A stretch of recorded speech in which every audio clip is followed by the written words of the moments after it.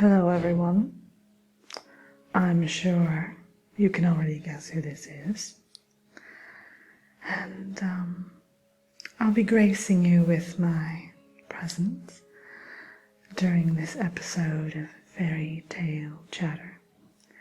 As a favor to Liz, of course.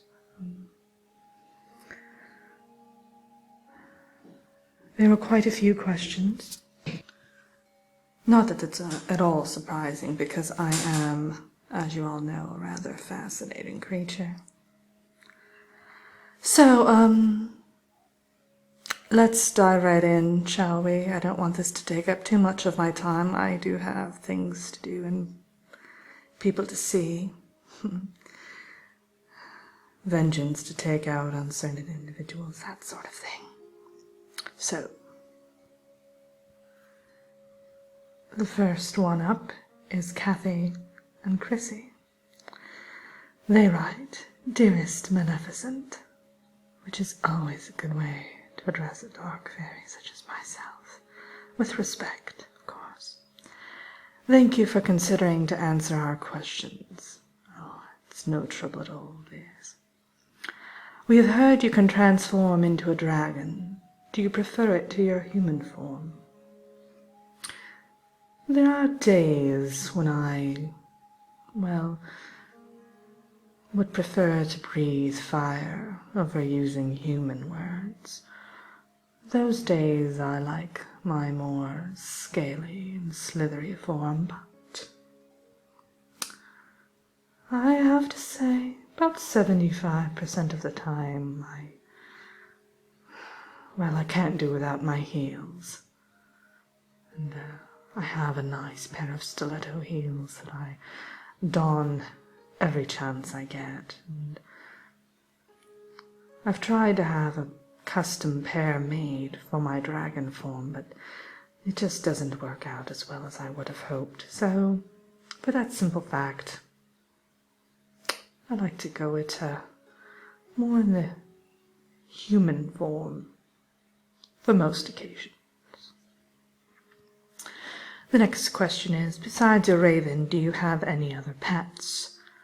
I have 3 cats. They're all lovely and perfect. Let's see, there's Midnight, Hex, and Cuddles, who is my favorite, but don't tell him I sent you. Are you friends with any other villain from any other fairy tale? The Evil Queen and I were once friends, but we had a bit of a falling out several years ago. Ursula, now she knows how to have a good time, and she and I attend, gatherings every now and then. Would you consider to subscribe to the villain dating service? I am more than capable of finding my own dates, dears. If you only knew. If you hadn't cast a curse on the spinning wheel, which other curse would you have cast against Aurora? Oh, I'm one who doesn't regret anything from the past, really. Well, with a couple of exceptions, but this one I think was a perfect curse. I think the only thing I would have done differently, to be perfectly honest, was to make sure the job was done right, and somehow find a way around that true love's kiss loophole that everyone seems to find. The next question. Did you borrow the spinning wheel from Rumpelstiltskin, or did you create it yourself?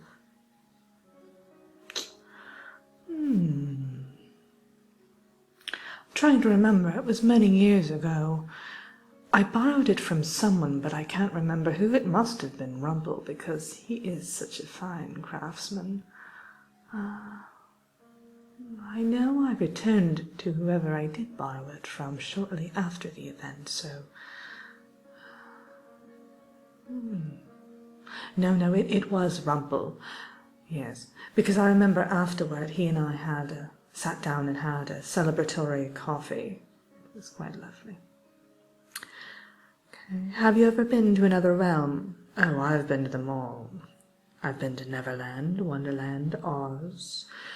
Of course, I hail from the Enchanted Forest area. I've even been to, what's that other one called? Narnia. Delightful place, but chilly for my taste, though. Next question that they have for me. What would your happy ending look like? Well, I think I'd like to settle down one of these days. Of course, still keep a paramour on the side, or two of them maybe, depending upon my mood. Maybe find myself a very docile and obedient husband and have some offspring. Who knows? Have you heard about the new film they made about you, and what do you think of it? Oh, it's a ghastly affair. Ghastly. Oh.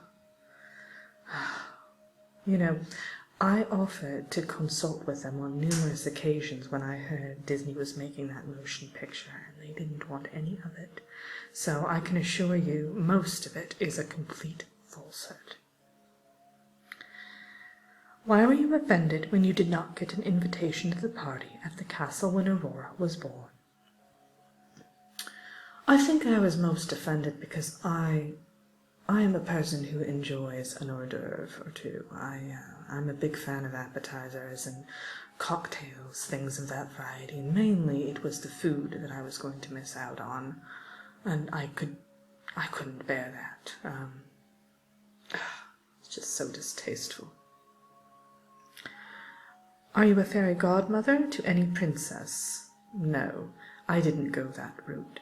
I was about to enroll in that sort of training path, but I opted not to. Besides, we dark fairies don't make very good fairy godmothers. Tend to be a bit selfish, all that. What is it like to be a fairy and a sorceress? Absolutely amazing. I have no other words for it. I thank my lucky stars every day that I am who I am. What is your relationship to the Fairy Society, and how do you cope with all these good fairies? Oh, they are busybodies, aren't they? Rainbows and sunshine, puppy dogs. Ooh, goodness gracious. Now, we have a sort of off-branch of the Fairy Society, the proper Fairy Society, where we meet actually in the back room of a potion shop, and we, about once a month, we sit around and have some tea, do some knitting, and we talk about all of the various misdeeds we've done that month. And it's a great way to get some social interaction in and, brag about some of our wonderfully devious misfortunes that we've cast upon others. Do you have any pixie dust, and if so, what can it do? Oh, I have plenty of pixie dust. There are various types of pixie dust, you see, and I have just about everyone, a bit of a collection going on, in fact. And different types of pixie dust can do different things. My favorite is the one that makes someone feel as though their skin is crawling with ants. That's a lovely one, especially for practical jokes. Last one. What advice would you give to the royal family when they invite an evil fairy next time? How should they treat her? There should be a red carpet involved, and plenty of mimosas, maybe some sangria around, and as I said, an abundance of appetizers. I especially like those pigs in a blanket. They're quite delicious. Okay, well, thank you, Kathy and Chrissy. Those were some lovely questions. All right, now, the next series of questions are from Trap Factory. It says, is your shade of skin really green, or is it white? The many renditions of you in film and media seem to show both. I have very pale white skin. I'd use the word porcelain, in fact. It is flawless. And I think the motion pictures and the books, what have you, that depict me as having green skin are completely ridiculous, to be quite honest. They obviously haven't done any research or asked me about to put any input into the matter, so I just disregard them. In fact, I have not worn a stitch of foundation in around about 10 years. I gave it up just because my skin is so perfect. Yes. In fact, I've even had Snow White come to me for beauty tips, let's put it that way. What was it like to work with the other villains as the head of the Villains Council in the Kingdom Hearts incident? Oh, I don't know if I'm familiar with the Kingdom Hearts incident, to be quite honest. This must have been a game of some sort. I was involved in the Villains Council, though, many years ago with those particular people. I'm wondering if one of them blabbed, and that's where this sprung from. I'll have to look into this, but I can't really talk about anything that we did during the council because it is kind of all hush-hush.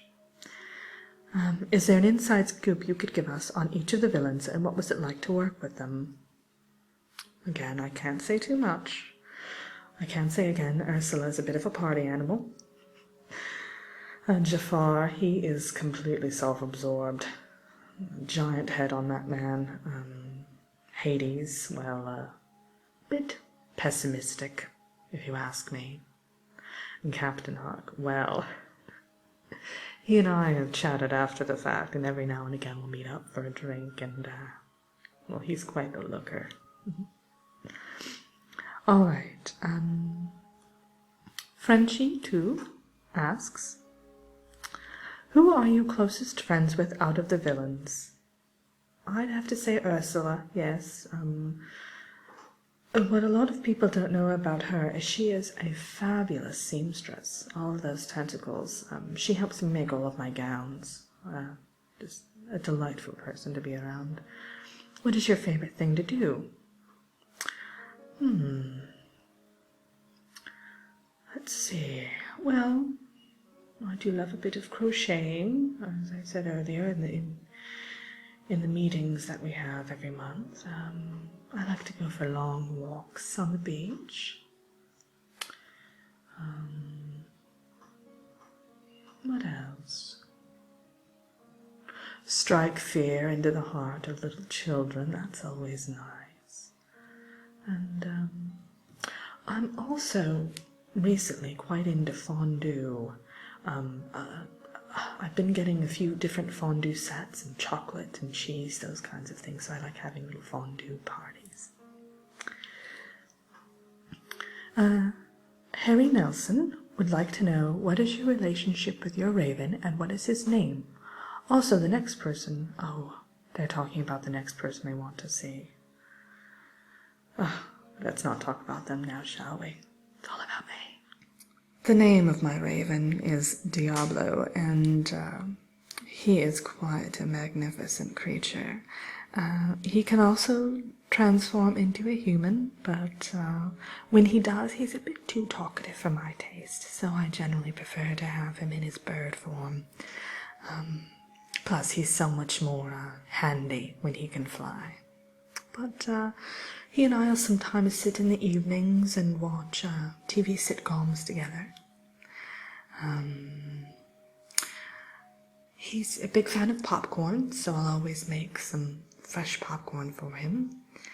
He likes to overdo it a bit on the salt, so I always have to minimize that. And he has a bit of a sodium intake problem and high blood pressure, so I have to be careful. Okay, ASMR Alaskan Treasures would like to know, what was your childhood like? Any very fond memories? My my childhood was a bit tumultuous, as some of you may know, and the one thing that some of the depictions get right, I was orphaned as a small child, though the woodland creatures and things helped me through it. At one point I was raised by a pack of horrible squirrels. Just the mere thought of it makes me shudder. But, I don't know if I have very fond memories. I had a crush on a few different people, humans, throughout my childhood. Puppy love, that kind of thing. But, well, I suppose I just enjoyed walking around the forest and wreaking havoc, as little tykes tend to do. Also, the ASMR Alaskan Treasures would also like to know, do you have any advice for people dealing with troublesome people? Oh. Oh. Well, I don't want to get Liz in any trouble, so I'm not going to go into great detail, but let's just say there's a curse for everything. So, a little bit of dark pixie dust goes a long way. There is one, though, that's my favorite, a particular hex, and, well, when cast upon someone, it makes them unable to taste food for round about a year. Or you can add in various different additions to make any food they eat taste like a certain thing. One time I made it so that a person who was particularly meddlesome was only able to taste gym socks that had been percolating for about 3 months in a gym locker every time they ate something. It was absolutely wonderful. Just thinking about it makes me laugh. Oh, now that's a fond memory. But there's also the calorie curse, which is absolutely wonderful. For every calorie a person eats, they actually pack on 10 calories in terms of their weight gain. So, for instance, even a salad can make them gain a pound. It's lovely. It slows down the metabolism as well. It's a limited curse because there's only so much a person can take, but it's particularly good on people who, well, have been somewhat meddlesome, troublesome, or mischievous toward you, and care about how they look. And it teaches them a lesson quite quickly. And the next one is Snowflake Pillow. How can you tell when to forgive? Oh, I am not one to forgive, dearie. Oh, there's very few things that I will forgive. I'll forgive when someone accidentally forgets to replace the toilet paper on the roll, that sort of thing. I'm having over a house guest or something of that nature, when someone leaves a little bit of milk in the carton in the fridge. But anything other than that, anything larger than that, I hold a grudge quite well. In fact, I think it's one of my most finely tuned talents. All right. Well, that looks like it's it. I actually thought I had more. A bit disappointing. I thought that someone of my standing in the social circles and my brilliant wickedness would have a bit more interest in my life and my hobbies, things like that, but oh well, I'm not bitter. So I will go ahead and end it here, and I'm sure that Liz will have someone completely delightful for you to ask questions from in the next episode. Of course, everyone will be standing in my shadow after this one. But, well, what can I say?